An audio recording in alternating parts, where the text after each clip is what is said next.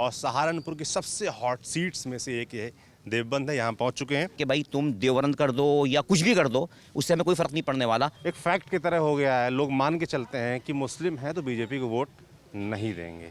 क्या करे बीजेपी जो वोट दें? तो ये डर जो बिठा रखा है वो सिर्फ पॉलिटिक्स के लिए, वोट के लिए है। तो हमारी यही तो है, अगर वो प्राइम मिनिस्टर हैं तो उनकी रिस्पॉन्सिबिलिटी है कि वो हिंदुस्तान के 20 करोड़ मुसलमानों को ये भरोसा दिलाएं कि अगर मैं आपका प्राइम मिनिस्टर हूं तो मैं आपकी भी बात करूंगा, मैं आपकी भी सेवा करूंगा। आपके खिलाफ कोई आवाज़ उठाएगा तो मैं आपके लिए बोलूंगा। नमस्ते, मैं सौरभ हूं। आप देख रहे हैं दी लल्लन टॉप की चुनाव यात्रा। कैमरे के या आपके मोबाइल के स्क्रीन पर आपको जो तस्वीर इस वक्त नज़र आ रही है वो देवबंद की है। हम सहारनपुर में हैं और दारुल उलूम देवबंद के स्थल पर मेन गेट पर आ चुके हैं। बगल में आपको जो स्क्रीन पर मस्जिद नज़र आ रही है, बेहद ही खूबसूरत सी मस्जिद नज़र आ रही है, उसके बारे में भी बताएंगे। देवबंद दारुल उलूम जो मस्जिद है और जो सबसे बड़ा इस्लामिक सेंटर एजुकेशन के लिहाज से माना जाता है हिंदुस्तान का, विश्व में जिसकी ख्याति है, उसके बारे में भी आपको बताएंगे। और देवबंद में पॉलिटिक्स क्या चल रही है, चुनाव को लेकर क्या चर्चाएं चल रही हैं। उत्तर प्रदेश का चुनाव एकदम सिर पर है और सहारनपुर की सबसे हॉट सीट्स में से एक है देवबंद है। यहाँ पहुँच चुके हैं। शुरुआत थोड़ा सा इतिहास की कर लेते हैं। हमारे साथ क्या नाम है साहब का? डॉक्टर आतिफ सुहेल। डॉक्टर आतिफ सुहेल हैं, जिनको खास हमने इसीलिए बुलाया है कि थोड़ा पहले हमको इतिहास बता दें देवबंद के बारे में और इस मस्जिद के बारे में जो बड़ी खूबसूरत सी है। देखिए, देवबंद की जो हिस्ट्री है वो शुरू होती है आज़ादी की जंग के साथ, 1857 के साथ जी। और देवबंद का जो ताल्लुक़ है दरअसल वो है वलीउल्लाही स्कूल से। वलीउल्लाह स्कूल इस्लामिक साइंसेस का सबसे प्रोमिनेंट स्कूल हुआ करता था।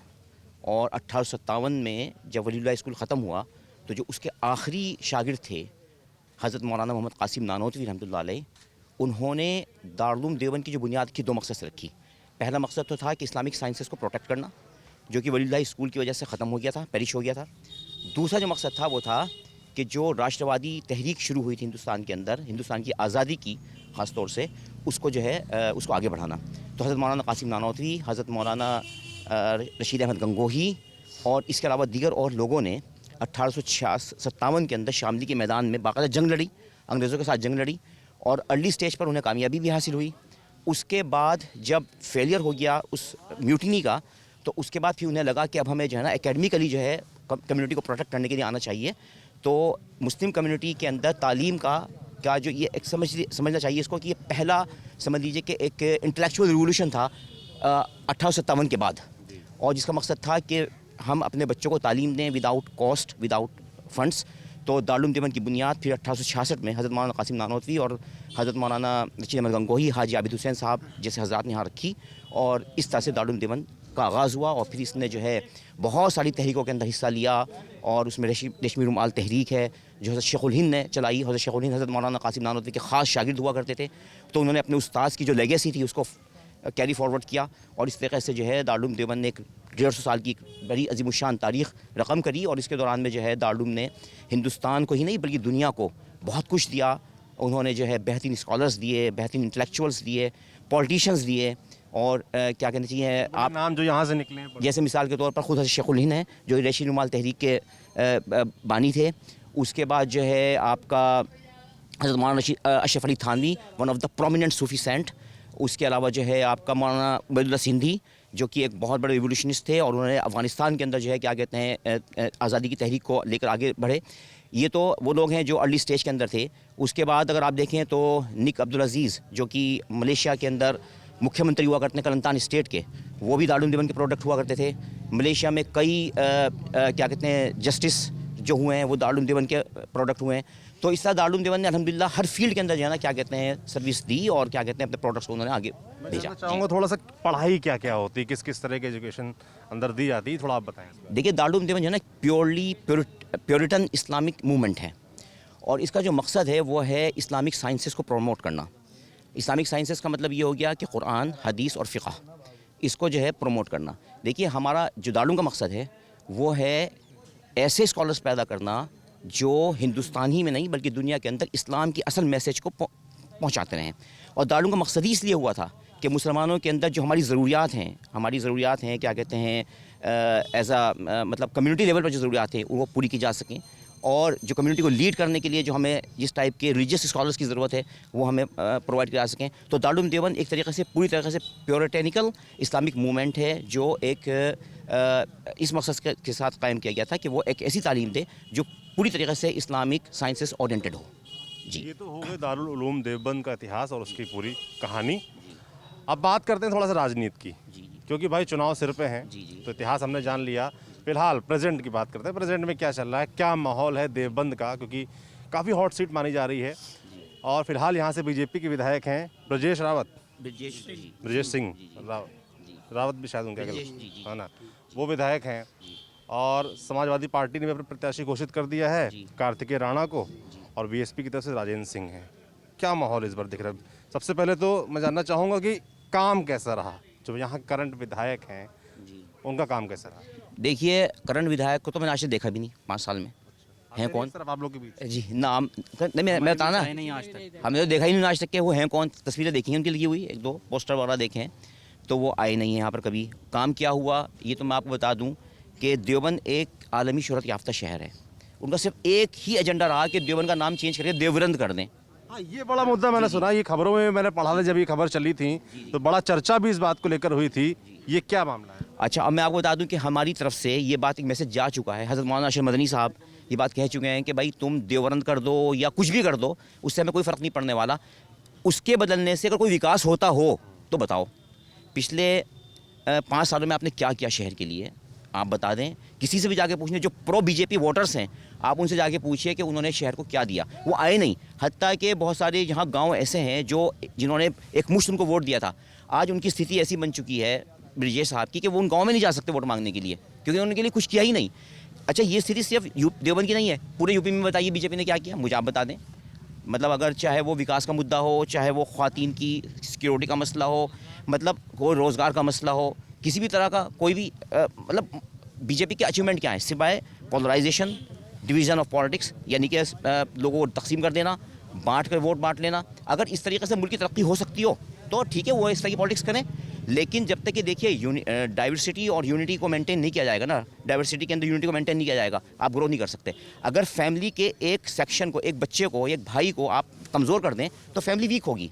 अगर आप चाहते हैं कि मुसलमानों को आइसोलेट करके या कमज़ोर करके आप जो है अपनी कम्युनिटी को आगे बढ़ा लेंगे, एक वर्क को आगे बढ़ा लेंगे या देश को आगे बढ़ा लेंगे, ऐसा नहीं होने वाला। अगर फैमिली का एक मेंबर, आपकी शिकायतों में मुझे एक अपील भी नज़र आ रही है ना। शिकायत तो जो आपने की, वो अपील साथ साथ ये भी है कि ये जो बांटने की राजनीति है ये नहीं करनी चाहिए। और कहीं ना कहीं उसमें एक अपील मुझे ये भी नज़र आ रही है कि क्यों ना हमको साथ लेकर आप चलें। यकीनी बात है। देखिए मैं सीधी बात कह रहा हूँ, जो लोग पावर में हैं उनकी मॉरल, एथिकल और कॉन्स्टिट्यूशनल रेस्पॉन्सिबिलिटी है कि वो सबको साथ लेकर चलें। अगर वो ऐसा नहीं कर रहे हैं तो वो मॉरली भी करप्ट हैं, एथिकली भी करप्ट हैं और कॉन्स्टिट्यूशन को भी वायलेट कर रहे हैं।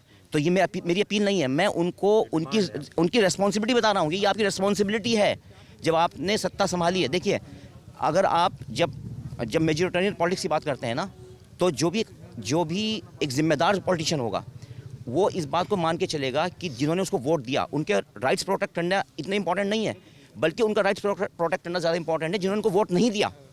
क्यों नहीं दिया? What is the reason behind this? क्या वो उनके पास गए?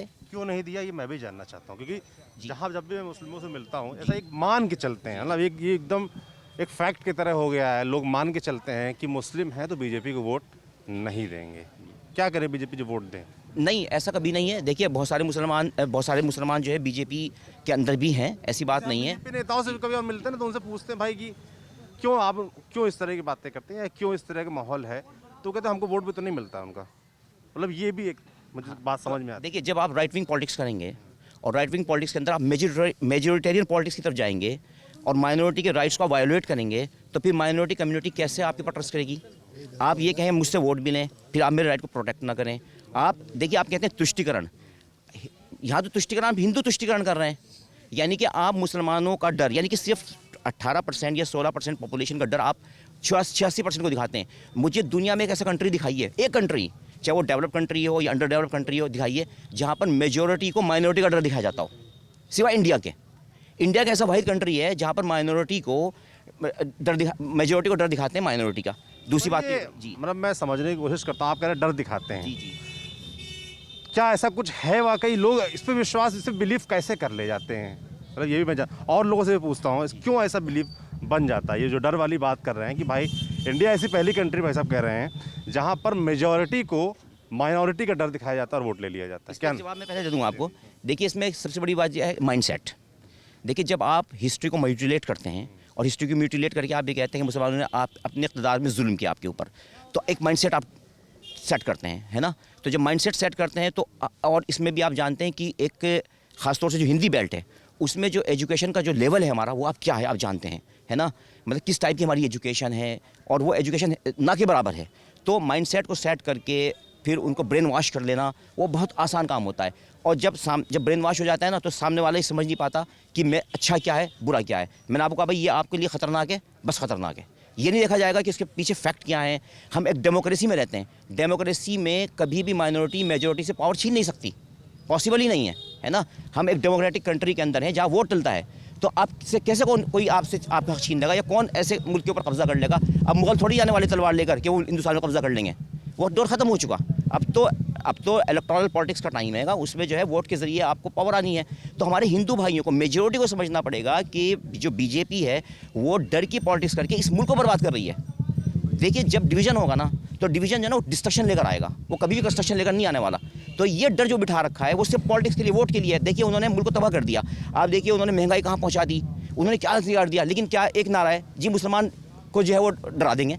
अरे भाई मुल्क को तबाह कर दिया, तुम्हारे खाने तुम्हारे बिजनेस तबाह कर दिया उन्होंने सिर्फ एक डर को दिखाकर। तो हिंदू भाइयों को समझना पड़ेगा। देखिए मुसलमान कहीं नहीं जाने वाले हिंदुस्तान से। 20 करोड़ की आबादी है, आप कहीं उनको नहीं निकाल सकते, एक फैक्ट है। उस फैक्ट को मान लें, है ना। जितनी जल्दी मान लेंगे इतना अच्छा रहेगा।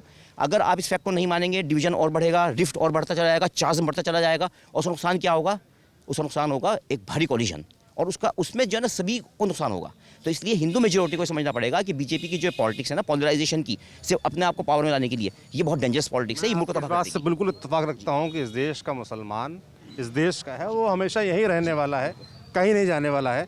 अगर किसी को ये मुगालता है तो छोड़ देना चाहिए। एकदम आपकी बात से मैं एग्री करता हूँ।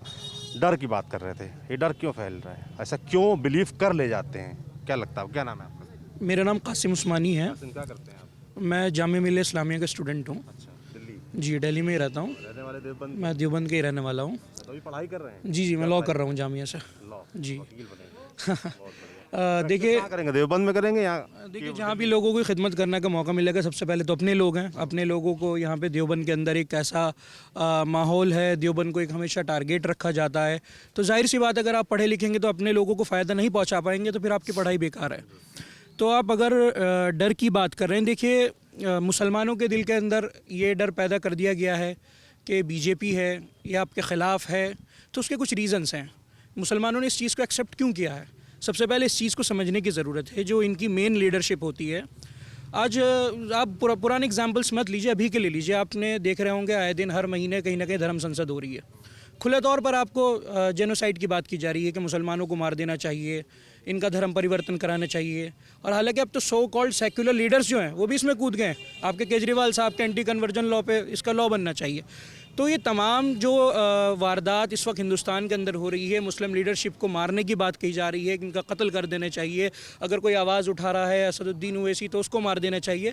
तो कहीं ना कहीं ये उसके बाद इसके ऊपर कोई एक्शन ना लेना, गवर्नमेंट का, होम मिनिस्टर का, प्राइम मिनिस्टर का, इसके ऊपर कोई बयान ना आना, ये आपको आपके दिल में एक डर बिठा देता है कि जाहिर सी बात है बीजेपी हमारे खिलाफ है।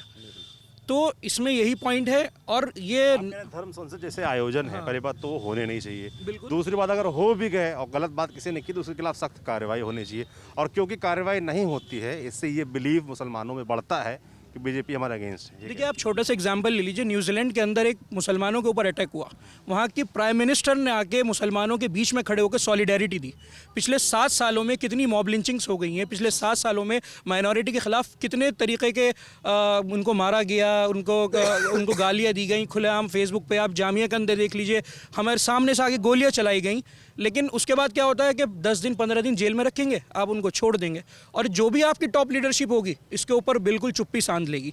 तो हमारी यही तो है, अगर वो प्राइम मिनिस्टर हैं तो उनकी रिस्पॉन्सिबिलिटी है कि वो हिंदुस्तान के 20 करोड़ मुसलमानों को ये भरोसा दिलाएं कि अगर मैं आपका प्राइम मिनिस्टर हूं तो मैं आपकी भी बात करूंगा, मैं आपकी भी सेवा करूंगा। आपके खिलाफ कोई आवाज़ उठाएगा तो मैं आपके लिए बोलूँगा। मुझे ये कॉन्स्टिट्यूशन कह रहा है ना। नरेंद्र मोदी अक्सर मैं सुनता हूँ बयानों में अपने कहते हैं, जब भी इस तरह की बातें आती हैं कि भाई हम जो भी योजनाएं चला रहे हैं, जो भी काम कर रहे हैं, उस पर अलग बहस हो सकती है, काम कैसा है कैसा नहीं है। अगर जो भी योजनाएं चलाते हैं, अगर हम आवास दे रहे हैं, शौचालय दे रहे हैं, या किसानों को किस्त दे रहे हैं, जो भी उनकी तमाम योजनाएं हैं, वो तो हम हिंदू मुसलमान देकर नहीं देते, वो तो हम सबको दे रहे हैं। केंद्र की योजना है, राज्य को लागू करनी है, सब अलग अलग राज्यों में अलग अलग सरकारें हैं, लागू हो रही हैं और मिलती हैं। हाँ बिल्कुल वो मिलती हैं, लेकिन अगर आप वो स्टेज से एक बात कह रहे हैं तो दूसरे स्टेज से मुसलमानों की चेतावनी भी तो देते हैं कि इशारा करके ये कपड़ों से पहचाने जाते हैं। किसको बोल रहे थे? जामिया के बच्चों को ही तो बोल रहे थे। जो नॉर्थ ईस्ट दिल्ली में मुसलमान बैठे धरना दे रहे थे, उनको ही तो बोल रहे थे। और दूसरी तरफ होम मिनिस्टर अभी यूपी के अंदर रैलियों में क्या कह रहे हैं? निज़ाम के अंदर किसका नाम लिया उन्होंने? आपकी टॉप मुस्लिम लीडरशिप का नाम लिया। जब एक होम मिनिस्टर खुद टारगेट कर रहा है मुसलमानों को, खड़े होकर मुस्लिम लीडरशिप को टारगेट कर रहा है, तो जाहिर सी बात है वो नफरत का पैगाम पहुंचा रहा है मुसलमानों में। अगर आप आज़म खां को मुस्लिम नेता मानते हैं, आप इमरान मसूद को मुस्लिम नेता मानते हैं, आप नसीमुद्दीन को मुस्लिम नेता मानते हैं, यानी कि आपकी मुस्लिम लीडरशिप पर सवाल कर रहा है। क्या एक होम मिनिस्टर को ये बात शोभा देती है वो खुलेआम मुस्लिम लीडरशिप को टारगेट करे? आप और भी जितने माफिया हैं, गुंडे माफिया, क्या माफिया लीडर जो है सिर्फ मुसलमानों में? आपने मुस्लिम लीडरशिप को एक माफिया के तौर पर पेश कर दिया। तो यही सवाल है और यही जो डर है मुसलमानों के दिल में है कि जो मुसलमान बीजेपी को वोट नहीं देता, क्योंकि जब इनके खिलाफ बात होती है, इनको मारने की बात होती है, इनकी मॉब लिंचिंग की बात होती है, तो बीजेपी की टॉप लीडरशिप चुप्पी साध लेती है। कोई नहीं बोलता कि मुसलमानों को इंसाफ मिलना चाहिए। जैसे तमाम मैं बीजेपी समर्थकों को भी जाता हूँ, जो आपने भी एक नाम अभी लिया बीच में, असद उद्दीन ओवैसी का, है ना, उनके भी तमाम भाषण हैं, है ना, उन्होंने भी किस तरीके के भाषण, एग्रेसिव भाषण दिए हैं अगेंस्ट हिंदूज़। कई उनके वीडियो वायरल हैं, पुराने वीडियोस वायरल हैं, उनके भाई का एक वीडियो वायरल है, उसके बारे में आप लोगों ने सुना होगा।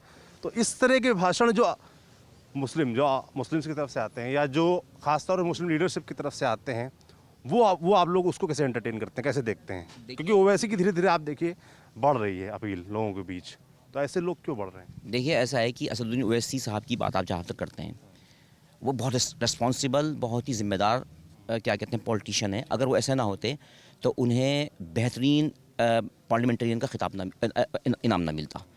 इंडिया की संसद के अंदर बेहतरीन बात रखने वाला अगर कोई शख्स है, यानी कि कॉन्स्टिट्यूशन के दायरे में रहकर कोई बात करने वाला कोई शख्स है, तो असदुद्दीन ओवैसी हैं। पार्लियामेंट में तो अच्छी बातें करते हैं, पर जब भाषण देते तब क्या हो जाता है उनको? भाषण में आपका मीडिया ने एक भाषण चला रखा था कि उन्होंने कहा कि जब योगी मठ में चले जाएंगे और मोदी गुफा में चले जाएंगे, जब तुम्हारा क्या होगा?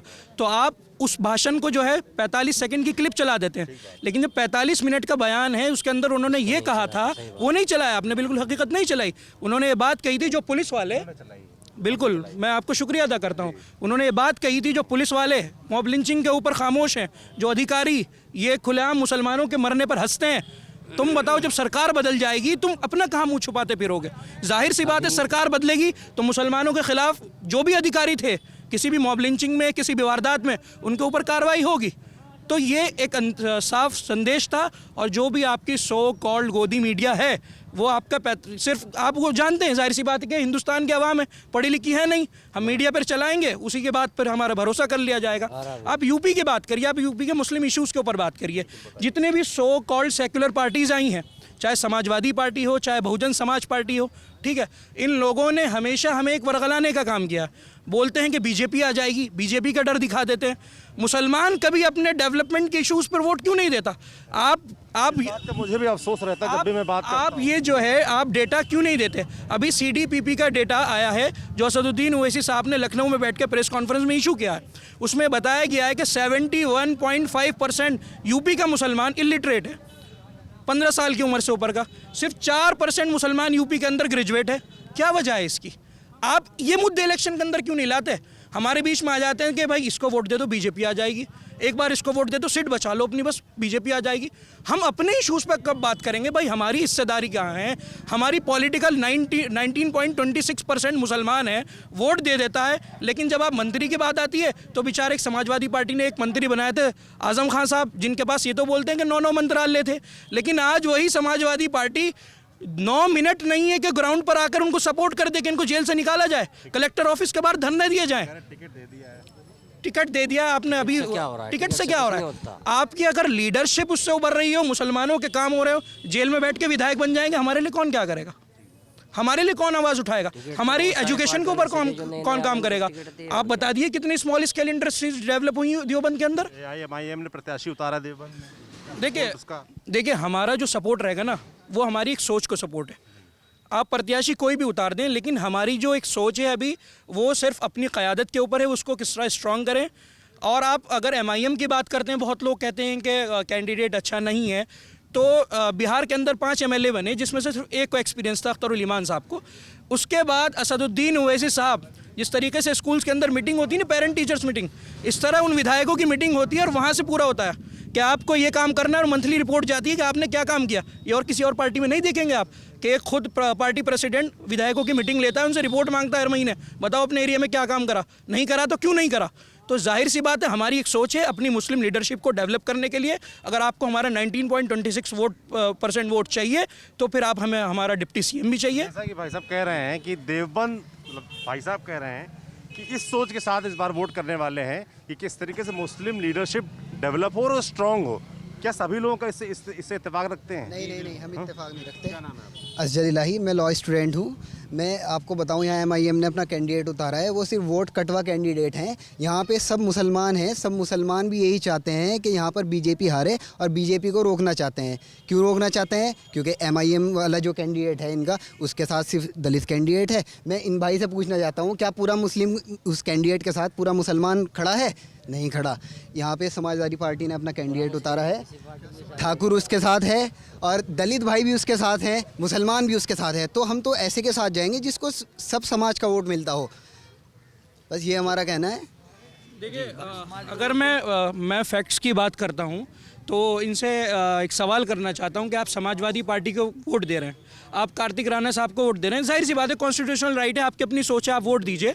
लेकिन एक सवाल समाजवादी से यह है कि 2013 के अंदर आपके मुजफ्फरनगर के दंगे हुए, सरकार किसकी थी? समाजवादी की थी। समाजवादी चाहती तो फेयर ट्रायल करा कर जितने उसके दंगाई थे, चाहे सुरेश राणा हो, चाहे संजीव बलियान हो, जो आज MLA और MP बन के फिर रहे हैं, उनके ऊपर फ़ौरन कार्रवाई कराती। क्यों नहीं कराई वो कार्रवाई?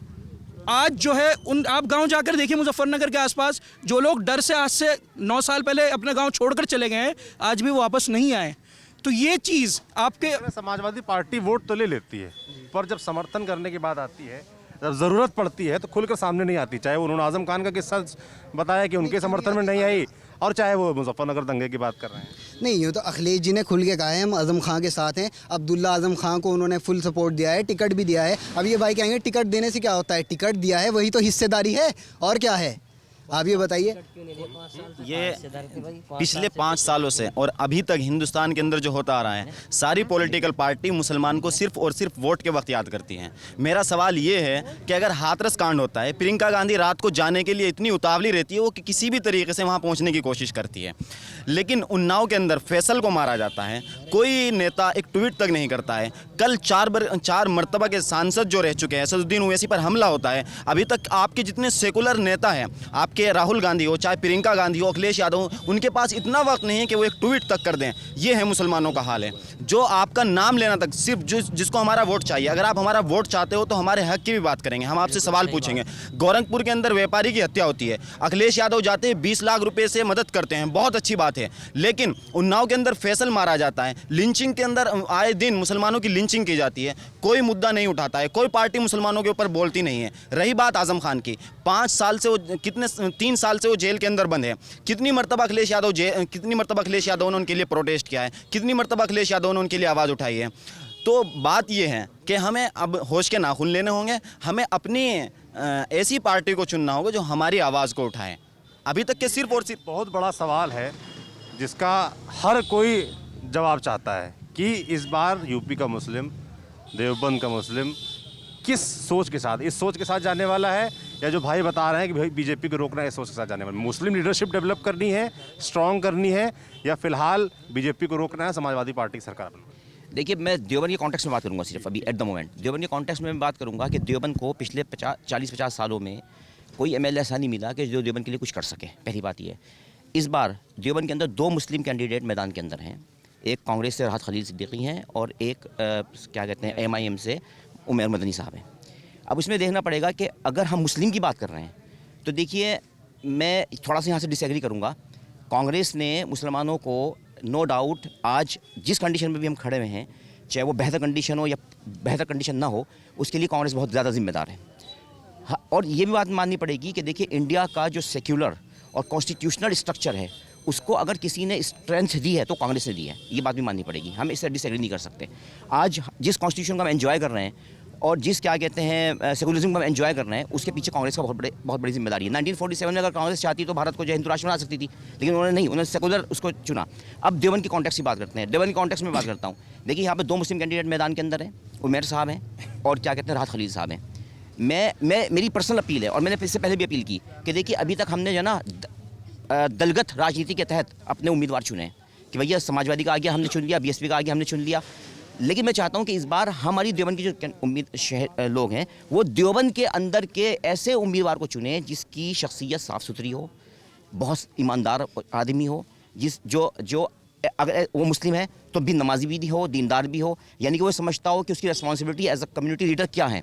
तो मैं इस मामले में दलगत राजनीति से उठकर ना तो मैं समाजवादी पार्टी को सपोर्ट कर रहा हूँ, ना मैं बहुजन समाज पार्टी को सपोर्ट करता, ना मैं एमआईएम को सपोर्ट करता। मैं दलगत राजनीति से ऊपर उठकर शख्सियत को सपोर्ट करने की बात कर रहा हूँ और इसलिए मैं राहत खलील साहब के साथ खड़ा हुआ हूँ इस टाइम, क्योंकि वो एक ऐसे उम्मीदवार हैं कांग्रेस से।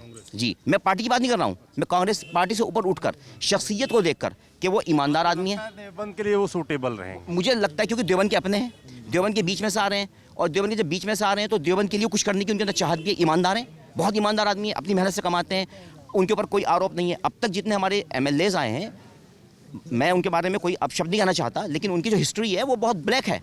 वो देवबंद को कुछ नहीं दे सकते, वो उन्होंने दिया ही नहीं है। अगर आप उनको अब भी जिता के भेज दें, आप कार्तिकेय को जिता के भेज दीजिए, देखिए क्या रिजल्ट मिलने वाला है आपको। There will be no result at all, है ना। किसी भी उम्मीदवार को आप भेज दीजिए। तो मेरा इस बार पर्सनल जो हुआ है, मैं इस बार ही कह रहा हूँ कि आप शख्सियत के ऊपर वोट करें, ना कि पार्टी के ऊपर वोट करें। क्या नाम भाई साहब आपका?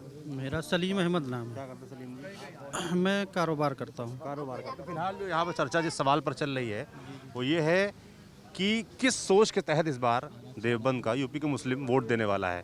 2 चीज़ें निकल कर यहाँ मोटा माटी आई कि एक तो हमें मुस्लिम लीडरशिप स्ट्रॉन्ग करनी है, डेवलप करनी है, ओवैसी साहब के साथ जाना है, क्योंकि उनको लगता है कि जब कंट्री के कॉन्टेक्स्ट में बात होती है तो वो आदमी इनके मुद्दे उठाता है। समाजवादी पार्टी की बात दूसरी आती है कि बीजेपी को रोक सकती है ना, दूसरी ये सोच निकल कर आई। और उसके अगेंस्ट ये बात कही जा रही है कि समाजवादी पार्टी हमारे मुद्दों पर खड़ी नहीं होती हमारे साथ। आजम खान जेल में थे, वो मुखरों के सामने नहीं आ रही थी। इस तरह की 2 बातें निकल कर आ रही हैं, क्या मानना है आपका? हमारा मानना देखिए ये है कि फ़िलहाल की जो सूरत हाल है, उस सूरत हाल से बचने के लिए एक ही हल है, उस समाजवादी को जिताना पड़ेगा, मजबूरी है। इस कंडीशन में कोई भी पार्टी फ़िलहाल उत्तर प्रदेश के अंदर नहीं है जो बीजेपी से मुकाबला कर सकती है। मैं एग्री करता हूँ भाई की बात। जी बिल्कुल। ऐसा क्यों लगता है? वजह इसकी ये है कि जैसे हमारी अपनी बात है, हम ही में 36 लोग 36 तरीके के हैं, एक पायदान पे नहीं है। समाजवादी जो है, जैसे देखिए कमी तो हर इंसान के अंदर होती है, कोई दूध का धुला तो हो नहीं सकता, कमियां हर आदमी के अंदर होती हैं। तो ऐसा नहीं है, जहां ज़रूरत है वहाँ मुसलमान को टिकट मिला है, जहाँ ज़रूरत है वहाँ हिंदू को मिला है। लेकिन देखिए राजनीतिक समीकरण के हिसाब से सब कुछ देखना पड़ता है। अब यहाँ जो भी कुछ देवबंद का समीकरण यही है कि समाजवादी को ही जिताना, यही एक मकसद है। नहीं तो कोई ऐसा दमदार नेता नहीं है यहाँ कि जो इस यहाँ की उसको बीजेपी को पराजित कर सके। यहाँ मैं ये कहना चाहता हूँ, यहाँ पे बहुत से हमारे जो मुजाहिद भाई हैं उन लोगों ने फैला रखा है कि देवबंद विधानसभा जो है वो 55% से ज़्यादा मुस्लिम वोट है, जबकि ये गलत है। मैं सबसे पहले ये क्लियर करना चाहता हूँ, देवबंद विधानसभा में 34% मुस्लिम वोट है। मैं इन भाई से पूछना चाहता हूँ, क्या सिर्फ 34% मुस्लिम वोट पर यहाँ पर अपना विधायक बना सकते हैं? आप एग्री नहीं करेंगे मुझे पता है, क्योंकि हम नहीं बना सकते। समाजवादी पार्टी ने यहाँ पे कार्तिक राणा को इलेक्शन में खड़ा किया है, उन्हें टिकट दिया है। क्यों दिया है? क्योंकि सर्व समाज का वोट उनके साथ है। हम अखिलेश यादव के साथ क्यों एग्री करते हैं? क्योंकि अखिलेश यादव के साथ सर्व समाज का वोट है, मुस्लिम उनके साथ खड़ा है। और मैं आपको बताना चाहता हूँ, दलित भाई भी उनके साथ खड़े हैं और यादव उनके साथ खड़े हैं। जो सेकुलर विचारधारा का हिंदू है वो भी उनके साथ खड़ा है। मैं देवबंद की आपको बात बताना चाहूँ, यहाँ पे 50,000 के करीब ठाकुर वोट हैं और 34% मुस्लिम वोट है। तो हम इसी वजह से, हमारी कोई पर्सनल सिंपैथी नहीं है कार्तिक राणा के साथ। हम कार्तिक राणा के साथ इस वजह से खड़े हैं कि वो सीट निकाल सकते हैं। 2017 में जो 2 फाड़ हुए थे, सेकुलर वोट जो 2 फाड़ हुए थे माजिद अली में और माविया अली में, इस बार वो स्थिति नहीं बन रही है। सिर्फ इस वजह से हम कार्तिक राणा को I want to counter one thing के ये कह रहे हैं कि हम अखिलेश यादव के साथ खड़े हैं। इनसे मेरा एक सवाल है, अखिलेश यादव ने जिन पार्टियों से गठबंधन किया है, आप मुझे ज़रा एक भी मुस्लिम पॉलिटिकल पार्टी के नाम गिनवा दीजिए जिनके साथ अखिलेश यादव ने गठबंधन किया। ओवैसी साहब यही तो कह रहे हैं ना, अगर आपको हमारा वोट शेयर चाहिए तो आप एक बात पे आपको एग्री होना पड़ेगा कि आपको हमें डिप्टी सीएम देना पड़ेगा। आप यूपी के अंदर जब असदुद्दीन ओवैसी साहब आए तो एक बड़ी वो चली कि अखिलेश यादव के साथ भी गठबंधन हो सकता है, और ये बात हुई भी, अभी राजभर ने क्लियर भी करी कि असदुद्दीन ओवैसी साहब के साथ जब गठबंधन की बात हुई तो अखिलेश यादव ने कहा हम उनको 4 सीटें देंगे, यानी कि 2% के राजभर को मिलेंगी 14 सीटें, 19.26% मुसलमान को मिलेंगी 4 सीटें। पर ओवैसी साहब जो हैं वो पूरे 19% मुसलमानों का यूपी के प्रतिनिधित्व करते हैं, ये कहाँ को ऐसा दावा कर सकते हैं? एकदम नहीं करते हैं, लेकिन वो आपके अंदर एक सोच तो पैदा करना चाह रहे हैं, आपके अंदर एक हिस्सेदारी का पैगाम तो जगा रहे हैं कि अगर आप वोट दे रहे हो किसी बात पे तो वोट दो, कुछ एग्रीमेंट तो करो कि भाई हम आपको वोट देंगे, मुसलमान 19% वोट देगा तो आप हमें इतने मंत्रालय दोगे, आप हमें ये डिप्टी सीएम बनाओगे, आप हमारे लिए इतने कॉलेजेस और स्कूल खोलोगे। ये बात कह रहे हैं कार्तिक राणा की। यहाँ पे एक इमरान मसूद साहब सहारनपुर के एक मशहूर नेता हैं, ठीक है, वो जिसको कह देते हैं उनके जो समर्थक हैं उसको वोट दे देते हैं। इनसे इस बात की गारंटी दिला दीजिए जिस तरीके से इमरान मसूद के कहने पर बेहट में मुसलमानों ने नरेश सैनी को वोट दिया और वो बीजेपी में चले गए, तो अब बताइए कि कार्तिक राणा को हमने वोट दे दिया और आने वाले 2 सालों में वो बीजेपी में चले जाते हैं, तो इसकी गारंटी कौन देगा? जहाँ तक बात कार्तिक राणा की है तो कार्तिक राणा के परिवार का तो इतिहास है, वो सेकुलर राजनीति करते हैं। मेरी बात आप पूरी होने दीजिए। कार्तिक राणा जो है उनके दादा के, जब उनके इधर को जाइए, कार्तिक राणा अपने दादा के ज़माने से उनकी पॉलिटिक्स चल रही है, आज से पहले तो वो बीजेपी में नहीं गए। अब मैं आपको एग्जांपल दूंगा कासिम भाई, 2017 नहीं, कार्तिक राणा बहरहाल सेकुलर राजनीति तो करते हैं।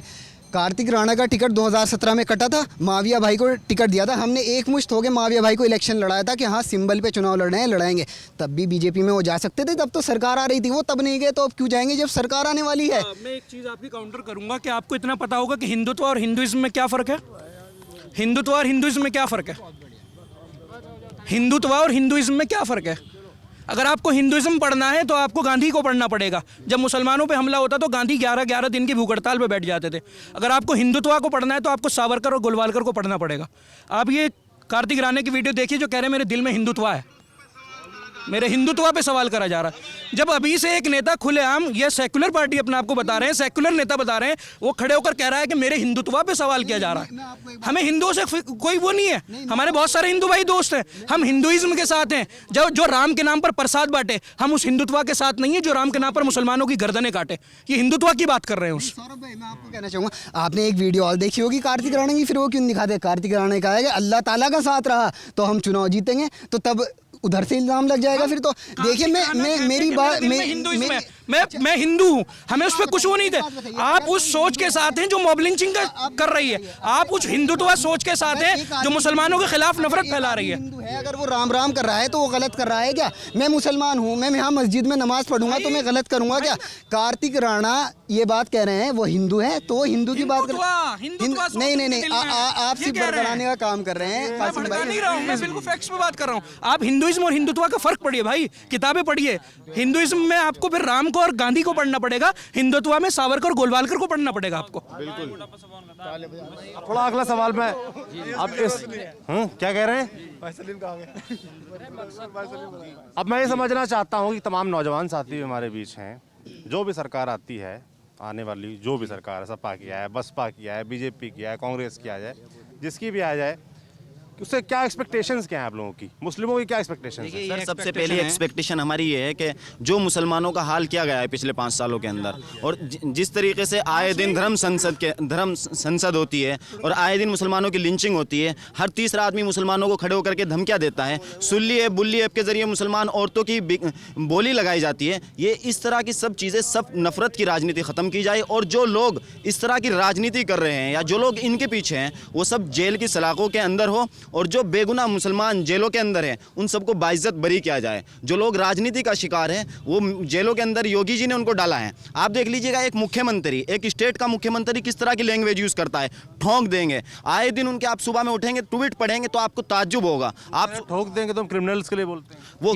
क्या उनका बुलडोजर सिर्फ एक सुनिए मेरी बात। वर्क के लिए चलता है। कल क्या है वैसे साहब अपना तय कर लीजिए कौन बोलेगा। कल वैसे साहब पर हमला हुआ है, मेरा नाम है यूनुस। कल वैसे साहब पर हमला हुआ है, 2 नाम, एक सचिन एक शुभम। एक नोएडा का है और एक सहारनपुर का है। कल और जिसका नाम सचिन है उसके ऊपर पहले से इंडियन पिनल कोड 307 के तहत पहले से हत्या की कोशिश का मुकदमा है। मैं ये पूछना चाहता हूँ इस सरकार से कि वो बाहर कैसे घूम रहा है। अगर कहते हैं कि क्रिमिनल को ठोक देंगे तो जिसके ऊपर पहले से मुकदमे हैं वो बाहर कैसे घूम रहा है। और अगर यही बात मैं आपको बताऊं, MP उसके member of parliament Asaduddin Owaisi एक मुसलमान है, सिर्फ इस वजह से उन पर 9 राउंड फायर हुए हैं कल। ये बताइए क्या ये गुंडा राज नहीं है? ये मैं सवाल करता हूँ। सर, ये लॉ एंड ऑर्डर की पोल खोल रहा है जो कल घटना घटी है। रोज़ाना बाबा जी कहते हैं कि लॉ एंड ऑर्डर बहुत मजबूत है।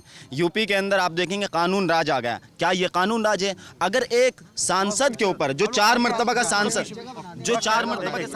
कैमरामैन को थोड़ी दिक्कत, थोड़ा पीछे हो जाइए। अगर एक सांसद के ऊपर इस तरीके से हमला किया जा सकता है तो आप और मेरा क्या हाल होगा?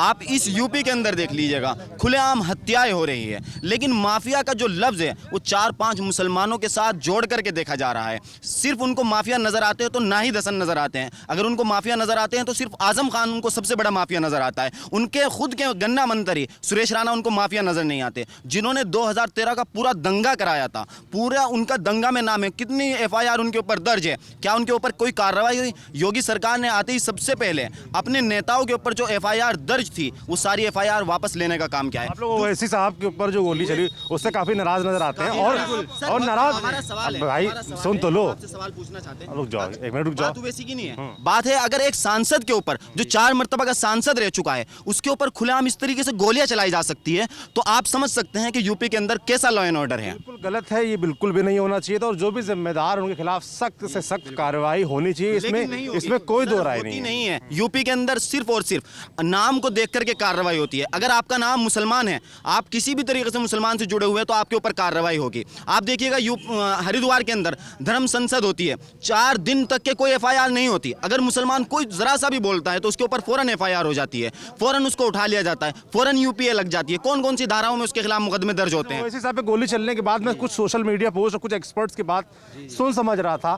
उनका कहना है कि इससे जो है ओवैसी साहब के प्रति जो संवेदनाएं हैं, आकर्षण है, वो और बढ़ेगा और उनके वोट भी बढ़ेंगे और इससे नुकसान होगा समाजवादी पार्टी को, उनका वोट कटेगा और बटेगा। इसके बारे में क्या सोचते हैं आप लोग? चाहता हूँ, देखिए ये जो वोट बटने की बात है ये बाद में है, पहले है कि एक मुसलमान हिंदुस्तान में सुरक्षित है नहीं। एक MP के ऊपर अगर आप एक कोई भी अगर गोलियां चला देता है और उसके ऊपर अब तक मैं आपको बताऊं कि कोई भी मुकदमा दर्ज नहीं किया है, सिर्फ FIR हुई है। और एक MP के ऊपर गोलियां चलाने पर मैं चाहता हूं कि देशद्रोह का मुकदमा होना चाहिए। इंडियन पिनल कोड 124A के तहत उनको देशद्रोह के जुर्म में उनको कई सालों की सज़ा होनी चाहिए और मुसलमानों को उनका हक मिलना चाहिए, जो कि आज के दौर में उत्तर प्रदेश और हिंदुस्तान के अंदर नहीं मिल रहा है। जो मैं सवाल पूछ रहा हूँ उसका जवाब। देखिए ये ना बिल्कुल एक बेसिक बात है। जितने भी समाजवादी पार्टी में बहुत सारे मुसलमान हैं, बहुत सारे बहुजन समाज पार्टी में हैं, जाहिर सी बात है सब लोग अपने ज़ाती मफाद के लिए होते हैं। लेकिन जब भी आपके शरीयत के ऊपर हमला होता है, ये आपके ख़िलाफ़ कोई बिल लाया जाता है, चाहे NRC का, चाहे CA का, चाहे ट्रिपल तलाक का, तो कोई किसी भी पार्टी में हो, कोई किसी भी पार्टी में हो, वो हमेशा ये कहता है यार ओवैसी साहब कब बोलेंगे पार्लियामेंट के अंदर। ये खाली मैं आपको लोगों की बात नहीं बता रहा हूँ।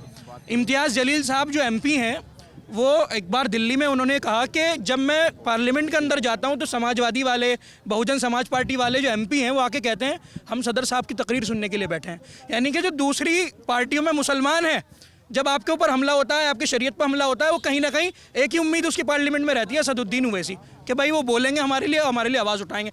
और हर समाजवादी का, हर बहुजन समाज पार्टी का मैं अपने एग्जांपल दे देता हूँ। मैं पहले दिल्ली के अंदर आम आदमी पार्टी में था और स्टूडेंट विंग का वाइस प्रेसिडेंट था। लेकिन आप मेरी फेसबुक स्क्रॉल करेंगे, पिछले 3 सालों से मैं ओवैसी साहब की स्पीचेस डाल रहा हूँ आम आदमी पार्टी में रहते हुए। तो सबको एक मौके की तलाश है और हर पॉलिटिकल उसमें 3 स्टेज आती हैं। सबसे पहले आपका मजाक उड़ाया जाता है, सेकंड उसमें आपकी मुखालिफत की जाती है, थर्ड स्टेज में आप कामयाब हो जाते हो। ओवैसी साहब का जिन लोगों ने मजाक उड़ाना था मजाक उड़ा लिया जब स्टार्टिंग में आए थे। अब फिलहाल मुखालिफत के दौर में इंशाल्लाह बहुत जल्दी हम हरा परचम लहरा देंगे। आने वाली 6 तारीख मैं इन भाई से एक सवाल पूछना चाहता हूँ, मैं इन भाई से सीधा सवाल पूछना चाहता हूँ, क्या सिर्फ मुस्लिम वोट बैंक के ऊपर सरकार बनाई जा सकती है, अपना एमएलए जिताया जा सकता है? नहीं जिताया जा सकता भाई। सवाल तो ये है कि क्यों ओवैसी सिर्फ मुस्लिमों की बात करते हैं, क्यों नहीं वो सबकी बात करते हैं? सबका वोट लेने में कामयाब क्यों नहीं होते? मुसलमानों की बात करते तो वो आपके ओबीसी और बाम सेफ के अध्यक्ष वामन विश्राम साहब के साथ गठबंधन ना करते। वो बात करते हैं ओबीसी की, पिछड़ों की, मजलूमों की, जिनके लिए कोई आवाज़ नहीं उठाता। वो खिलाफ है उस संगी सोच के जो सिर्फ एक ब्राह्मणवाद, एक कट्टरवाद देश के अंदर फैलाना चाहते हैं। वो तमाम पिछड़ों के साथ हैं, इसलिए उन्होंने जन अधिकार पार्टी से गठबंधन करा कुशवाहा साहब से। वो दलितों के साथ हैं, इसलिए उन्होंने बामसेफ से गठबंधन करा जो कि दलितों की सबसे प्रोमिनेंट ऑर्गेनाइजेशन है। सर जो लोग यहाँ पर समाजवादी या किसी खास पार्टी की बात कर रहे हैं, मैं उनसे पूछना चाहता हूँ, आप समाजवादी या बहुजन समाज पार्टी किसी को भी वोट दीजिए, लेकिन आप अपने अधिकार का सवाल तो कीजिए। जब आप सवाल करना बंद कर देंगे तो आपके वोट की यही हालत होगी जो बना रखी है। आपको स्टेज से धक्का दिया जा रहा है, आपको अपने बराबर में बिठाना कोई भी पार्टी पसंद नहीं कर रही है, क्योंकि उन्हें पता है ये भाजपा से इनको डराया जाएगा और इनका वोट तो हमारे पास आएगा ही। आप वोट दीजिए, आपका हक है, आप किसी को भी दीजिए, लेकिन आप अपने नेता से सवाल तो पूछिए, क्यों आपका आज ये हाल हो रहा है कि अगर आपके ऊपर कोई परेशानी आती है, कोई मुश्किल वक्त आता है आपके पास, तो कोई भी आपके नेता आपके साथ क्यों नहीं खड़ा होता? क्या कल कौन यहाँ पर खड़ा, CNRC के वक्त कौन खड़ा हुआ था मुसलमानों के साथ? कौन सी पॉलिटिकल पार्टी खड़ी हुई थी? सिर्फ और सिर्फ इसी वजह से उनको पता है, वो सर्वे देखते हैं कि मुसलमान खामोशी के साथ 2000 पार्टी खड़ी थी, समाजवादी पार्टी से माविया अली खड़े थे, समाजवादी पार्टी से नहीं थे वो। आप लोकल पॉलिटिक्स की बात मत करिए, पूरा नेशनली मैं आपको स्टेप बाय स्टेप जवाब देना चाहूंगा। स्टेप बाय स्टेप आप पार्लियामेंट से स्टार्ट करिए, जहां से नैरेटिव क्रिएट किया गया है कि ये बिल तुम्हारे खिलाफ है। 9 दिसंबर को सबसे पहले 9 दिसंबर से पहले पार्लियामेंट के अंदर किसी ने स्पीच नहीं दी थी, किसी को पता भी नहीं था क्या खतरनाक बिल आने वाला है। ये मामला कब हाइप हुआ? जब असदुद्दीन ओवैसी साहब ने कहा कि 1910 में जिस तरीके से महात्मा गांधी ने वहाँ पर एक काले कानून को फाड़ा था, ये कानून मुसलमानों के खिलाफ है, मैं आज इस बिल को फाड़ता हूँ। 9 दिसंबर को असदुद्दीन ओवैसी साहब ने उस बिल को फाड़ा, तो 10 दिसंबर को जामिया के बच्चों ने उस बिल को फाड़ा। वहाँ से प्रोटेस्ट की शुरुआत हुई है, नहीं तो कोई जानता भी नहीं था। मदरसे में बच्चे पढ़ने वाले, स्कूलों में पढ़ने वाले बच्चों को किस तरह पता लगता what is NRC, what is CA, what is CAB? उसको बताने वाला कौन है?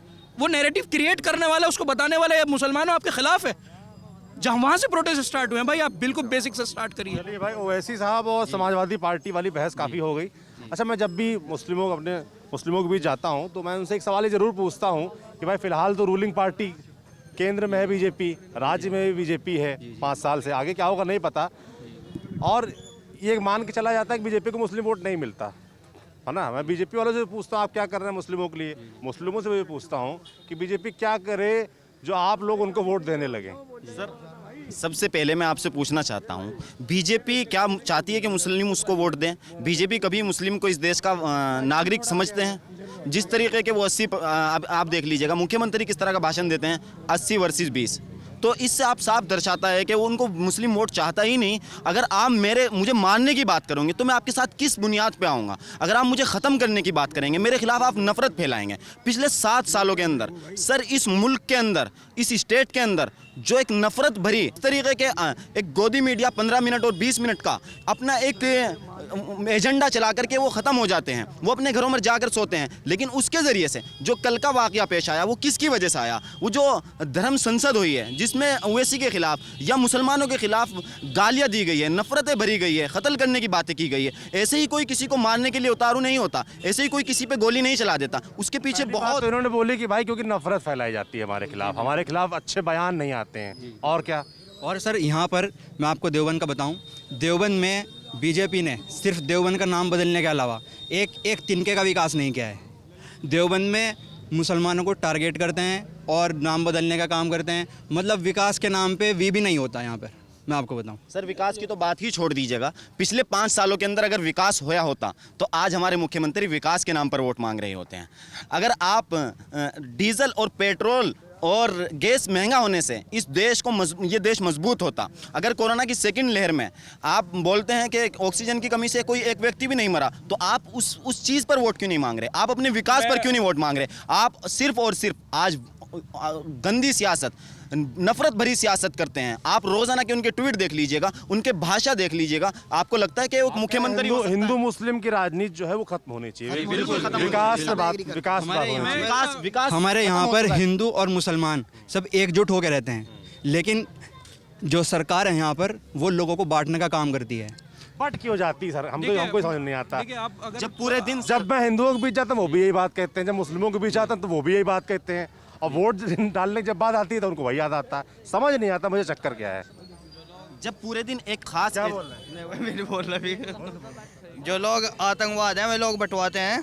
जो आधे जाट मुसलमानों के फेवर में है, समाजवादी के फेवर में है, आधे लोग उसके फेवर में है बीजेपी के, इस वजह से बट जाते हैं। मैं देवबंद की अगर आप बात करूं, जितने भी ये बीजेपी के लीडर्स हैं वो इस दारुल देवबंद को टारगेट करते रहते हैं। ये देवबंद का मतलब ये खाली एक मदरसा नहीं है, बल्कि आपका देवबंद की पूरी इकनॉमी इसके ऊपर डिपेंड है, चाहे हिंदू की हो चाहे मुसलमान की हो। यहाँ दारुल ना होता कोई पूरी दुनिया से कोई झांकता भी ना, क्या है देवबंद, एक छोटा सा टाउन होता। ये यहाँ की पूरी इकनॉमी इससे चल रही है और इसी को टारगेट किया जाता है कि यहाँ से आतंकवाद फैलता है। जाके आप घूमिए अंदर, किस तरीके से शांति के साथ अपनी पढ़ाई में बच्चे मसरूफ़ रहते हैं और आके जाके कंट्री में कंट्रीब्यूशन करते हैं। आप देवबंद की अगर विकास की बात करते हैं तो देवबंद के अंदर अभी सेकंड वेव जब पूरे देश में चल रही थी, देवबंद के अंदर एक सिंगल ऑक्सीजन प्लांट नहीं था कि यहाँ के लोगों को ऑक्सीजन मिल जाता। यहाँ के लोग अपनी गाड़ी ले जाकर बराबर में उत्तराखंड में मंगलौर में जाकर अपना ऑक्सीजन गैस भरवा रहे थे, सिलेंडर्स वहाँ भरवा रहे थे। ये रियलिटी है देवबंद की। यहाँ एक ऑक्सीजन का प्लांट नहीं है, किसी हॉस्पिटल में किसी कोई प्राइवेट प्लांट नहीं है यहाँ पे। तो कैसा विकास है भाई, जब आपके मौत के वक्त पे यहाँ पे कोई गवर्नमेंट आपको सपोर्ट नहीं कर सकती। वहाँ से लोग लेकर आते थे उत्तराखंड से, रास्ते में पुलिस पकड़ लेती थी, यहाँ इतने में मरीज आकर मर जाता था। तो इन रियलिटीज़ के ऊपर बात होनी चाहिए। अगर कुंवर ब्रिजेश सिंह यहाँ के एमएलए हैं तो आप ये लिख लीजिए कि पूरे मुस्लिम एरिया के अंदर किसी ने उनको देखा भी नहीं होगा कि कभी। मुस्लिमों के बीच आना चाहिए, नफरत भरी भाषा खत्म करनी मैं आपको चाहिए। बताऊं, मुख्यमंत्री यूपी के जो मुख्यमंत्री हैं हमारे यहाँ पर आए और यहाँ पर नहीं आए, सिर्फ हमारे हिंदू भाइयों के इलाके में आए और मुसलमानों के बीच उन्होंने अपनी शक्ल भी नहीं दिखाई। आप ये बताइए कि किस बिना पे हम उनको वोट दें? मुसलमानों का नाम ही नहीं लेते, मुसलमानों के बारे में बात ही नहीं करते, मुसलमानों को कहते हैं ठोक दो, इन्हें मार दो, सिर्फ यही चीज़ें होती हैं और कुछ नहीं होता। इसीलिए तो हमें एक ऐसी सोच के साथ आगे बढ़ना होगा जो हिंदू भाइयों को भी मुसलमान भाइयों को भी साथ लेकर चले। और आप देखिए पूरे उत्तर प्रदेश में अखिलेश यादव ही बीजेपी को टक्कर दे रहे हैं। क्यों दे रहे हैं? क्यों दे रहे हैं? क्यों दे रहे हैं? क्योंकि वो हिंदू और मुसलमान दोनों को साथ लेके चल रहे हैं। क्यों पुरानी बात अगर वो मुसलमानों को साथ दे रहे हैं, मेरा सवाल, अगर वो मुसलमानों को साथ दे रहे हैं तो मुसलमानों को अपने साथ स्टेज पर बिठाना क्यों पसंद नहीं कर रहे हैं? मुसलमानों के मैं बताता हूँ अभी तक इनसे बात करें। कल से अभी बिठा रहे तक साथ बिठा रहे हैं। सहारनपुर में हमारे बड़े लीडर हैं इमरान मसूद साहब, सबसे पहले उन्हें पार्टी में लिया। किसने का टिकट नहीं लिया? उनके सारे आदमी। ये बड़ा सवाल है। नहीं, इमरान मसूद को बुलाया, भाई ने खुद क्लियर किया, 2-3 लोग ले गए। नहीं लड़ रहे। टिकट नहीं मिली। इमरान, अच्छा रुकिए, मैं बताता हूँ इमरान भाई हमारे सबसे बड़े लीडर हैं सहारनपुर में। उन्होंने खुद क्लियर किया है, मैं खुद इस बार चुनाव नहीं लड़ रहा हूँ, मैं बड़े चुनाव की तैयारी करूंगा। और एक मिनट, एक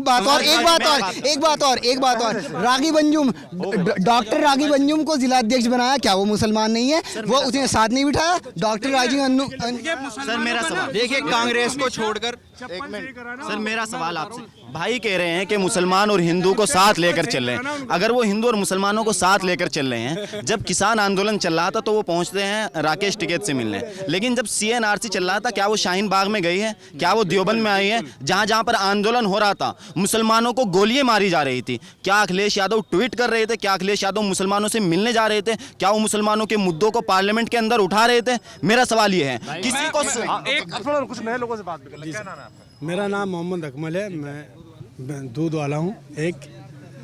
मेरा दूध बेचना अच्छा काम है, ऐसे मजाक क्यों बना रहे हैं आप? मैं एक छोटी सी बात मेरी है, कल मुझे बहुत शर्मनाक बात यह है कि हिंदुस्तान के अंदर member of parliament Asaduddin Owaisi साहब, जो एक मुसलमानों के रहबर की तरह से है, उन पे इतनी दर्दनाक हरकत हुई है, तो ये बहुत बड़ी निंदा है, बहुत गलत है। फिलहाल देवबंद के लोग क्या सोच रहे हैं और किस तरीके से वोट देने वाले हैं, जो भी सरकार बनती है उससे उनके क्या एक्सपेक्टेशंस हैं, हिंदू मुस्लिम पॉलिटिक्स पर उनका क्या सोचना है और क्या मुद्दे होने चाहिए, किन मुद्दों पर वोट मांगना चाहिए, किन मुद्दों पर राजनीति होनी चाहिए, ये भी यहाँ के लोगों ने बताया। ये बातचीत आपको कैसे लगी हमें कमेंट बॉक्स में लिखकर ज़रूर बताएं।